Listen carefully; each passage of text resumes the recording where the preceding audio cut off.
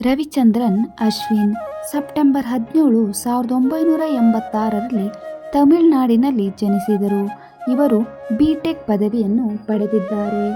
ಭಾರತದ ಸ್ಪಿನ್ ಮಾಂತ್ರಿಕ ರವಿಚಂದ್ರನ್ ಅಶ್ವಿನ್ ಅಂತಾರಾಷ್ಟ್ರೀಯ ಕ್ರಿಕೆಟ್ ಬದುಕಿಗೆ ವಿದಾಯ ಹೇಳಿದ್ದಾರೆ.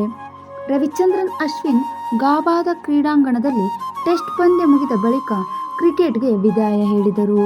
ಇವರು ಅನಿಲ್ ಕುಂಬ್ಳೆ, ಹರ್ಭಜನ್ ಸಿಂಗ್ ಬಳಿಕ ಸ್ಪಿನ್ ಸ್ಥಾನವನ್ನು ಸಮರ್ಥವಾಗಿ ನಿಭಾಯಿಸಿದ ಹೆಗ್ಗಳಿಕೆ ಅವರಿಗೆ ಸಲ್ಲುತ್ತದೆ.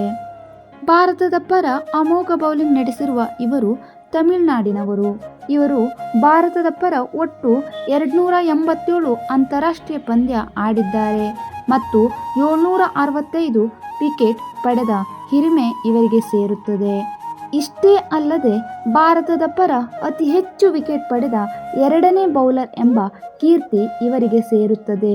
ಅಷ್ಟೇ ಅಲ್ಲದೆ ಇವರು 106 ಟೆಸ್ಟ್ ಪಂದ್ಯಗಳಲ್ಲಿ 537 ವಿಕೆಟ್ ಪಡೆದಿದ್ದಾರೆ. 11 ಬಾರಿ ಸರಣಿ ಶ್ರೇಷ್ಠ ಆಟಗಾರ ಎಂಬ ಪ್ರಶಸ್ತಿ ಸಹ ತನ್ನ ಮುಡಿಗೇರಿಸಿಕೊಂಡಿದ್ದಾರೆ. 200ಕ್ಕೂ ಹೆಚ್ಚು ವಿಕೆಟ್ ಪಡೆದ ವಿಶ್ವದ ಬೆಸ್ಟ್ ಬೌಲರ್ಗಳ ಸ್ಟ್ರೈಕ್ ರೇಟ್ನಲ್ಲೂ ಇವರ ಸ್ಥಾನ ಇದೆ. 50.7 ಇವರ ಸ್ಟ್ರೈಕ್ ರೇಟ್ ಆಗಿದೆ. ಅಶ್ವಿನ್ ಅವರು 2017ರಲ್ಲಿ ನಡೆದ ಟೆಸ್ಟ್ ಪಂದ್ಯದಲ್ಲಿ ವೇಗವಾಗಿ 300 ವಿಕೆಟ್ ಪಡೆದ ಬೌಲರ್ ಎಂಬ ಹಿರಿಮೆ ಇವರು ಪಡೆದಿದ್ದಾರೆ. ಇವರು ಈ ಸಾಧನೆಯನ್ನು 54 ಪಂದ್ಯಗಳಲ್ಲಿ ಮಾಡಿದ್ದಾರೆ.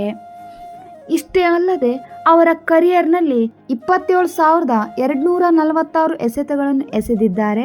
ಅತ್ಯಧಿಕ ವಿಕೆಟ್ ಕಬಳಿಸಿದ ಎರಡನೇ ಬೌಲರ್ ಎಂಬ ಹೆಗ್ಗಳಿಕೆ ಸಹ ಇವರಿಗೆ ಇದೆ. ಇಷ್ಟೆಲ್ಲ ಸಾಧನೆ ಮಾಡಿದ ಇವರು ತಮ್ಮ 14 ವರ್ಷದ ಕ್ರಿಕೆಟ್ ಕೆರಿಯರ್ಗೆ ವಿದಾಯ ಹೇಳುವುದರ ಮೂಲಕ ಕೋಟ್ಯಾಂತರ ಅಭಿಮಾನಿಗಳ ಮನಸ್ಸು ಭಾರವಾಗಿದೆ.